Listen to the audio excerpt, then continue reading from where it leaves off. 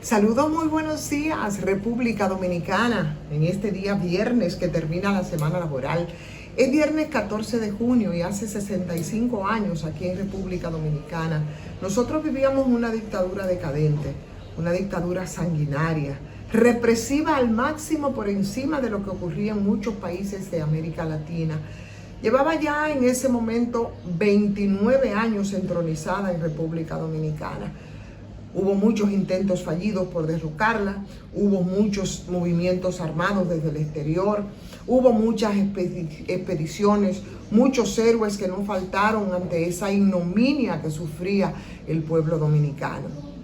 Estamos hablando de que no es hasta el 14 de junio, pero del año 1959, cuando llegó al país un grupo de expedicionarios dominicanos, cubanos, venezolanos, para derrocar la tiranía del sátrapa Rafael Leónidas Trujillo, cuando la nación y el pueblo dominicano toman definitivamente conciencia real de cuál era la situación. Y en ese marco histórico que tenemos que recordar en el día de hoy, y con el triunfo de la Revolución Cubana, surge en República Dominicana un movimiento clandestino de resistencia contra el régimen oprobioso y totalitario de Trujillo. En principio fue un movimiento que no tuvo nombre, que no tuvo apellido, era simplemente una unión antitrujillista que querían una patria libre. Y luego del desembarco de Constanza, de Maimón y Estero Hondo, ese glorioso domingo 14 de junio de 1959 fue cuando comenzó definitivamente a tomar cuerpo lo que después constituiría el movimiento clandestino 14 de junio. Esa es la historia, esa es la génesis de la agrupación que escribiera páginas de honra, páginas de gloria y que tantos héroes dio a esta nación. En medio de una época convulsionada hasta lo último, eso es lo que nosotros tenemos que recordar en este día. A 65 años de tiempo, ese movimiento clandestino 14 de junio, que fue una oposición ante el terror de la dictadura. Luego de ese desembarco de Constanza, Maimón y Estero Hondo, fue cuando empezó esa dictadura a decaer y llegar a lo que fue después, poco tiempo después, la caída del tirano. Quería recordarlo porque son de las fechas y son de las cosas que no pueden pasar por alto y que nosotros tenemos que tenerlos muy, muy fresco en la memoria histórica, y en la memoria y en la conciencia del pueblo dominicano, sobre todo cuando hay muchos que piensan y miran hacia atrás en medio quizás de las alternativas y piensan en la posibilidad de que nosotros tengamos de nuevo una dictadura tan rampante como la que tuvimos en tiempos del tirano. Bueno, a propósito de todo esto, y además de todo esto más bien, el país sigue y sigue también con muchas laxitudes y con muchos problemas. Recibimos esta semana una denuncia de la colega Doris Pantaleón respecto al Hospital Luis Eduardo Aybar, ese Morgan de tantas penurias padecidas, donde se están yendo por el hoyo 18.000 millones de pesos invertidos desde el 2014, cuando se decidió la construcción de la ciudad sanitaria Luis Eduardo Aybar. Pero se supone que como ya lo grande se ha construido y que se está disque avanzando, al menos es lo que se nos ha hecho creer durante todo este tiempo, señores, todavía el 18% del complejo está en operación. Y de las 4 unidades y de los que sé yo cuántos servicios que tiene que dar un complejo como el que se ha pretendido construir ahí, que es el más grande, se supone el más avanzado de todo el país, solo está funcionando la consulta externa y el laboratorio. Y cuando uno se pone a hacer una retrospectiva de lo que ha sido todo el sistema hospitalario que ha sido sometido a sanación, de remodelación y de modificaciones, señores, todos han terminado grabando su situación, estafando a los que tienen que usar sí o sí los hospitales públicos, porque es ese mismo Morgan que junto al Moscoso Puello, a la maternidad Nuestra Señora de la Altagracia, al Hospital Padre Villini, desde 1996, cuando empezaron a hacer una intervención en los hospitales, todos y cada uno de ellos terminaron en denuncias de corrupción, de sobrevaluación, de disparate como los que se están haciendo ahora en la ciudad sanitaria Luis Eduardo Aybar, que es la que vendría a sustituir el viejo hospital del mismo nombre y que también es conocido, para muchos todavía es el Morgan. Desde que arrancaron con la construcción ha habido todo tipo de problemas y la inauguración a medio tallo ha sido pospuesta varias veces, no solamente por el gobierno que comenzó la construcción, que fue en el 2014, fue el de Danilo Medina, sino que el año pasado también se licitaron los nuevos trabajos para darle terminación a los 4 edificios que se supone que ya estaban construidos, pero entonces lo que se ha venido dañando, que ya no servía porque había sido abandonado, y el proyecto se ha convertido en una especie de barril sin fondo que no sabemos cuándo tendrá fin. Y como entonces igual se repite la historia, porque ustedes buscan una revista Rumbo de la época en la que yo andaba detrás de los hospitales y recuerdo hasta con nombres y apellidos, no voy a decir el funcionario del gobierno pasado, que eran los que se autoproclamaron proveedores para ir a tirar los equipos en el patio, y todavía tengo y refresco en mi memoria una lona azul arropando unos equipos ahí en el mismo hospital de ese mismo Luis Eduardo Aybar, que terminaron dañándose a la intemperie, porque el asunto era proveer, comprar, cobrar muy por encima de los precios y que se joda todo el mundo. Y ese todo el mundo se llama los que no pueden ir a pagar a un centro hospitalario privado y tienen que sí o sí, con las limitaciones que tienen los hospitales, en medio de las limitaciones también presupuestarias, señores, procurarse una salud que no siempre encuentran. Entonces,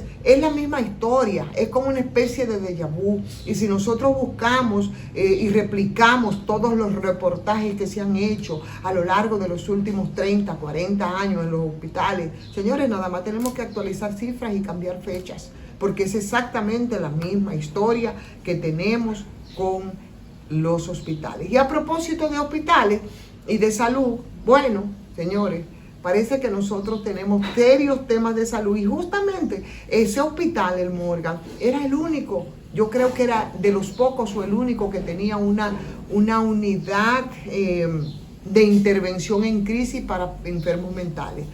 Pero ahora resulta que nosotros tenemos una probabilidad de que por cada 5 personas uno tiene comprometida su salud mental. Lo sabíamos, porque hay datos que se están ofreciendo y que hablaban de que un 20% de los dominicanos padece algún trastorno mental. Y lo acaba de confirmar un nuevo estudio que hicieron la multinacional de investigación clínica IQVIA y la gente de Janssen, la farmacéutica de Johnson & Johnson. Antes de que, señores, nosotros pensemos en cualquier persona nuestra, de nuestra familia, que tenga un trastorno mental, lo primero que tenemos que pensar, ¿qué vamos a hacer con nuestros enfermos mentales? Que puede ser desde ansiedad, que puede ir desde una depresión, trastorno depresivo mayor, que se pueden tratar, pero también de ese grupo hay muchos que la afectación que tienen es de trastorno bipolar o de esquizofrenia. Ya estamos hablando de temas mayores, y esta última, el tema de la esquizofrenia, que tenemos muchos en este país, que es poco común, pero es el 23% de las consultas psiquiátricas en el sistema público que son, ¿sabe qué?, por esquizofrenia. Y ese 20%, según el estudio, que dio muchos detalles para entender, señores, por dónde nosotros andamos en cuestiones de salud mental, que a veces lo tratamos y lo decimos medio en chiste, medio en broma, de que aquí los dominicanos estamos todos locos. Y si no locos, es una exageración, por supuesto, es una manera de decirlo. De inicio sabemos que estamos entre los 10 países más afectados por trastornos mentales en toda América Latina. Y eso, ahí intervienen varios factores que han sido identificados. La gente no tiene suficiente información sobre los trastornos mentales, y eso hace que haya muchos prejuicios y que se tarde mucho en buscar las ayudas médicas para tú no, ante un tema de ansiedad, tú puedas devenir en un tema de esquizofrenia. Pero además nosotros no tenemos, lo que estoy diciendo, ni suficientes médicos ni suficientes hospitales para atender todos los problemas de salud mental que tenemos. Aquí, en este país, y esa es una cifra alarmante, solo un 1% del presupuesto de la salud mental, solo un 1% del presupuesto de salud en sentido general es destinado a la salud mental. Y eso está muy por debajo del 5 o del 10% que ha sido recomendado por la Organización Mundial de la Salud. Pero además, aquí no se le da seguimiento, tampoco se le da apoyo a los pacientes y el 47% de los pacientes deja el tratamiento a mitad. Ahí intervienen varios factores. No puede comprarlo porque hay muchos medicamentos psiquiátricos que son de alto costo, o sea que son muy caros. No lo pueden comprar, no pueden conseguir las medicinas, o simplemente porque el acompañamiento porque hay una ausencia total de acompañamiento. Entonces, si esos son los problemas, entonces, ¿cuál es la solución? La solución es bastante clara, porque en esos mismos estudios te dice cómo nosotros podemos resolverlo. Si hay desinformación, señores, entonces hay que empezar a informar mejor, y eso se hace a través de políticas públicas. Si nosotros invertimos poco, hablamos de un 1% del presupuesto de salud dedicado a la salud mental, entonces hay que subir el presupuesto, y si las medicinas no aparecen, hay que mejorar esa cobertura para proveer de esos medicamentos a la gente. Y si a los pacientes no se le está dando seguimiento, entonces se tienen que crear un sistema de apoyo que pueda funcionar. Pero lo cierto es que nosotros tenemos que bajar sí o sí, señores, ese porcentaje de compromiso de la salud mental de los dominicanos y las dominicanas. Bueno, así están las cosas. En términos internacionales hay muchas informaciones. Ayer la Corte Suprema de Estados Unidos rechazó de manera unánime varias solicitudes para prohibir un medicamento que se utiliza, es una píldora abortiva que utilizan alrededor de la mitad de los estadounidenses para el tema del aborto en Estados Unidos, y que el gobierno decidió que estuviera disponible en las farmacias minoristas.